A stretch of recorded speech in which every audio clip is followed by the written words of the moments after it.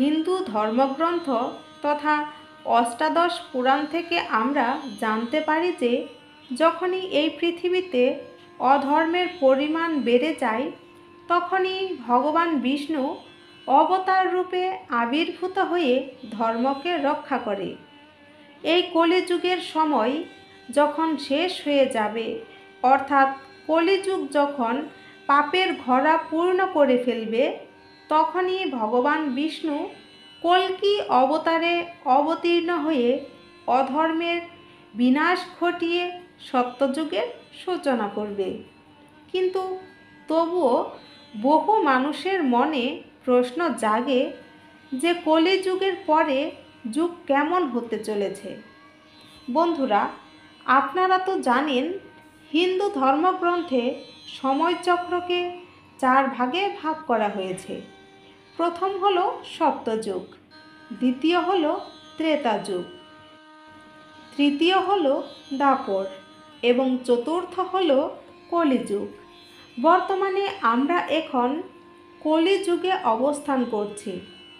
এই কলিযুগে মানুষের মন অল্প কিছুতেই সন্তুষ্ট হয় না। প্রায় সব মানুষই কোনো না কোনো কারণে দুঃখী হয়ে আছে।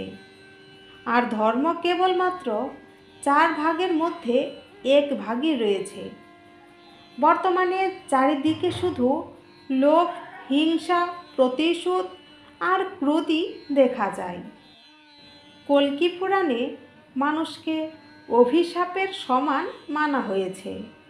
কিন্তু বন্ধুরা, আপনারা কি জানেন এই কলিযুগের শুরু কবে থেকে হয়েছে?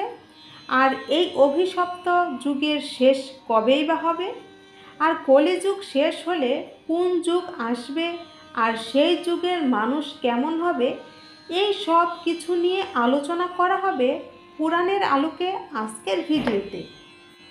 বৈদিক নলেজ ইউটিউব চ্যানেলের আজকের পর্বে আপনাকে জানাই স্বাগতম। আশা করব আজকের ভিডিওটা আপনি মনোযোগ সহকারে শুনবেন।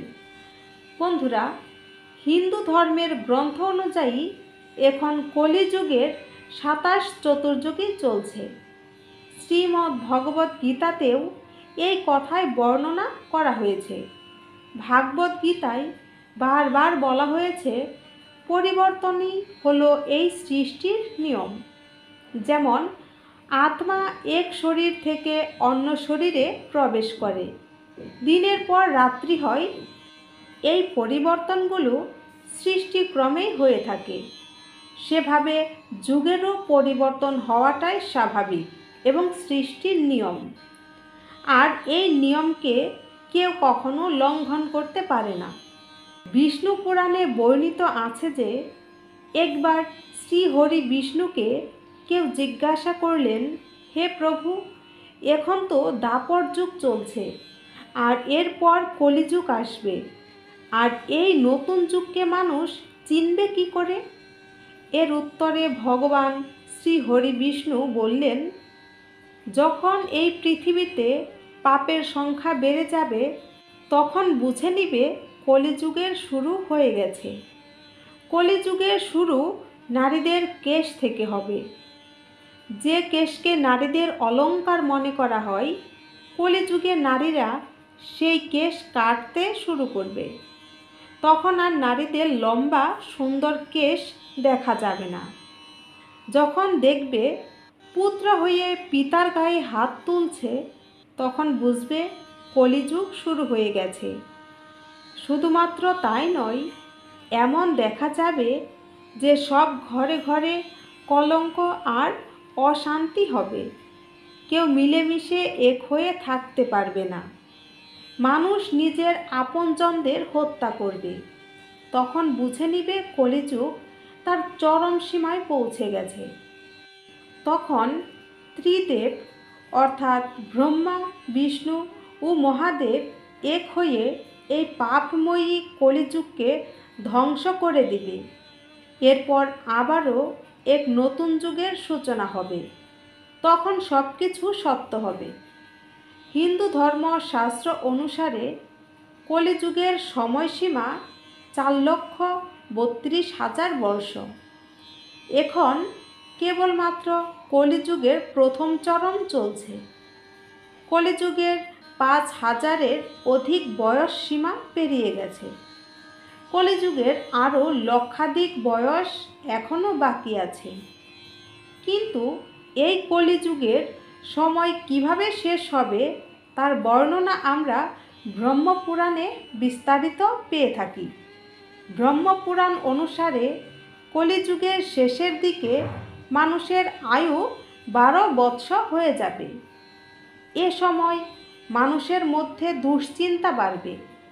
কলিযুগের আয়ু যেভাবে বাড়তে থাকবে সেভাবেই নদী শুকাতে শুরু করবে। বেইমানি আর অন্যায়ভাবে অর্থ উপার্জন করা মানুষই বেশি দেখা যাবে। সম্পত্তির জন্য মানুষ কাউকে হত্যা করতেও পিছুপা হবে না। মানুষ পূজা পার্বণ, ব্রত বা ধর্মীয় মাঙ্গলিক কর্ম করা বন্ধ করে দিবে। নারীদের চরিত্র নষ্ট হয়ে যাবে। নারীরা কোথাও সুরক্ষিত থাকতে পারবে না। নিজেদের বাড়িতেই তাদের শোষণ করা হবে। নিজেদের লোকেরাই তাদের সাথে অন্যায় খারাপ আচরণ করবে। ভাই বোনের মধুর সম্পর্ক নষ্ট হয়ে যাবে। ভাই আরেক ভাইকে শত্রু মনে করবে। বিবাহের মতো পবিত্র সম্পর্কও অপবিত্র হয়ে যাবে। কারোর বিবাহিত জীবন সুখময় হবে না। স্বামী স্ত্রী একে অপরকে প্রতারিত করবে। সমাজে হিংসা বৃদ্ধি পাবে।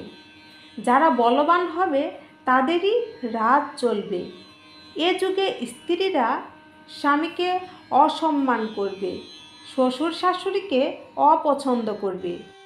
স্ত্রীরা স্বামীর সেবা করা থেকে বিমুখ হবে। বন্ধুরা, শিব পুরাণ থেকেও বর্ণিত এই সকল কথা কিন্তু সত্য হতে দেখা যাচ্ছে। এখন পর্যন্ত কলিযুগের মাত্র 5000 বছর পূর্ণ হয়েছে। কলিযুগ সমাপ্ত হতে এখনও লক্ষাধিক বছর বাকি আছে। তাহলে একবার ভেবে দেখুন, কলিযুগ যখন তার চরম সীমায় পৌঁছাবে তখন সেই সময় পৃথিবীর মানুষের অবস্থান কি হবে? এছাড়াও ভগবান শ্রীকৃষ্ণ বলেছেন কলিযুগের বিনাশ কিভাবে ঘটবে, যার বর্ণনা আমরা মহাভারতেও পাই। শ্রীকৃষ্ণের কথা অনুসারে কলিযুগের শেষের দিকে ভয়ঙ্কর ভয়ঙ্কর যুদ্ধ সংগঠিত হবে। অধিক বৃষ্টি হবে, প্রচণ্ড খরা ও অনেক অন্ধকার হবে। মানুষ ফসল অন্যেরগুলো কেটে নেবে, চুরি করবে, সব কিছুতেই শুধু আমার আমার করবে। মানুষ অল্প বয়স থেকেই নানান রোগে আক্রান্ত হবে। মানুষ নিস্তেজ হয়ে পড়বেন। ভগবান শ্রীকৃষ্ণ আরও বলেছেন, কলিযুগের পাপ যখন তার চরম সীমায় পৌঁছে যাবে তখন আমি কল্কি রূপে জন্ম নিয়ে সৃষ্টিকে পাপের হাত থেকে রক্ষা করব। এরপর যে নতুন যুগ আসবে তাকে বলা হবে সত্যযুগ। আর বন্ধুরা, কেমন হবে এই সত্যযুগ? সত্যযুগের বয়সসীমা 17,28,000 বর্ষ। এ যুগে 4 ভাগই ধর্ম থাকবে। মানুষ ভোগের থেকে মানসিক সুখ প্রাপ্ত করবে। চারদিক শুধু খুশি থাকবে। সকলের মন শান্তিতে পরিপূর্ণ থাকবে। এ যুগে ঈশ্বরের নাম, ধ্যান, গুণকীর্তন করা হবে। মানুষ পরম ধর্মীয় জ্ঞান প্রাপ্ত হবে। এ সময় মানুষ তার মনকে সম্পূর্ণ নিয়ন্ত্রণে রাখতে পারবে। পূজা অর্চনা, ব্রত, ধ্যান উপাসনাই হবে মানুষের প্রথম কর্ম। জীবাত্মা পরমাত্মার সাথে এই কর্মবলে এক হয়ে যাবে। সকল মানুষ সদা সত্যবাদী, হিংসা ক্রোধ রহিত হবে। প্রেম ভাব থাকবে সকলের মধ্যে। অর্থাৎ সত্যযুগকে বলা হবে স্বর্ণযুগ। বন্ধুরা, সত্যযুগ আসতে এখনও অনেক সময় বাকি রয়েছে। সেজন্য মানুষ এখনও পূজা পার্বণ ব্রত করে থাকেন। কলিযুগের মানুষ সবই এক নয়, তাই আমাদের উচিত সদা সত্যযুগের মানুষের মতো মানবিক আচরণ করা। বন্ধুরা, আজ আর নয়, দেখা হবে পরের ভিডিওতে। আজকের ভিডিওটা যদি আপনার ভালো লাগে তাহলে অবশ্যই একটা লাইক করবেন, আর আপনার পরিচিত জনদের সাথে ভিডিওটা শেয়ার করবেন। আর হ্যাঁ, আমার চ্যানেলে নতুন হয়ে থাকলে অবশ্যই সাবস্ক্রাইব করে আমার পাশে থাকবেন। ধন্যবাদ সবাইকে। নমস্কার।